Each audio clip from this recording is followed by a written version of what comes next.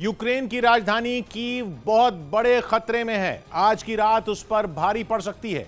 बीते 6 दिन से यूक्रेन ने जिस राजधानी को बचाकर रखा है, उस पर रूस के आखिरी और सबसे ताकतवर वार की उल्टी गिनती शुरू हो चुकी है।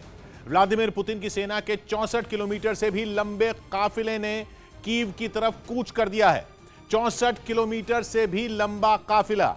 खुद यूक्रेन के राष्ट्रपति व्लादिमीर ज़ेलेंस्की ने चिंता जताई थी और कहा था कि 24 घंटे उनके लिए, देश के लिए बड़ी चुनौती हैं। वो 24 घंटे बीत चुके हैं और अब डर है कि कीव यूक्रेन के हाथ से निकल सकता है। रूस उस पर कब्जा कर सकता है। अमेरिका तो सीधी चेतावनी दे चुका है कि जिस ताकत के साथ रूस की सेना कीव के लिए निकली है, शायद यूक्रेन उसका मुकाबला अब नहीं कर पाएगा। खतरा इतना बड़ा है कि कीव में भारतीय दूतावास ने वहां फंसे भारतीयों को आज ही वहां से निकलने की चेतावनी भी दे दी है। महा सिद्दीकी हमारे साथ जुड़ रही हैं यूक्रेन पोलैंड बॉर्डर से। महा, क्या हो रहा है वहां पर? जी किशोर, जिस तरह से कीव पे रूस का लंबा चौड़ा काफिला निकल चुका है उसको चारों तरफ से घेरने के लिए, तो इससे ऐसा लग रहा है कि रूस के राष्ट्रपति पुतिन ने ये मन बना लिया है कि वो यूक्रेन की राजधानी कीव पर काबिज हो जाएंगे।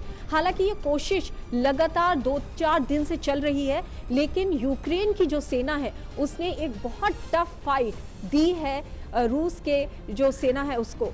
इसके देखते हुए कीव पर वो काबिज नहीं हो पाए। पिछले 3-4 दिनों से ऐसा लग रहा था कि ये कभी भी हो सकता है, लेकिन ये नहीं हो पाया। लेकिन इस वक्त यूक्रेन के जो राष्ट्रपति हैं व्लादिमीर ज़ेलेंस्की, उन्होंने खुद ये आशंका जताई है कि शायद कीव गिर सकता है रूस की सेना के सामने।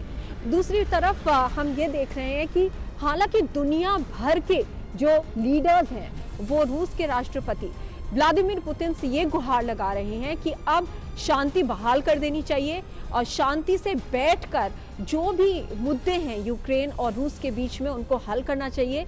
लेकिन इन सब गुहारों के बाद ये जो मैटर है वो यूनाइटेड नेशन सिक्योरिटी काउंसिल भी जा चुका है, United Nations human rights council भी जा चुका है।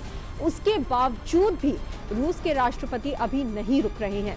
एक डायलॉग और टॉक्स भी हुई थी रूस और यूक्रेन के बीच में, जो कि यूक्रेन और बेलारूस के बॉर्डर पर हुई थी। लेकिन उस बातचीत में भी हमने कोई ऐसा नतीजा नहीं देखा जिससे हमें ये लगे कि रूस अपना जो ऑफेंसिव है वो रोक देगा। क्योंकि आज हमने देखा खार्किव में बहुत बुरा हाल हुआ और अब कीव में भी बहुत सारी सुबह से वार्निंग्स यानी कि बॉम्ब वार्निंग्स दी जा चुकी हैं। इस वजह से ऐसा लग रहा है कि अभी स्थिति बहुत ही नाजुक बनी हुई है कीव के लिए।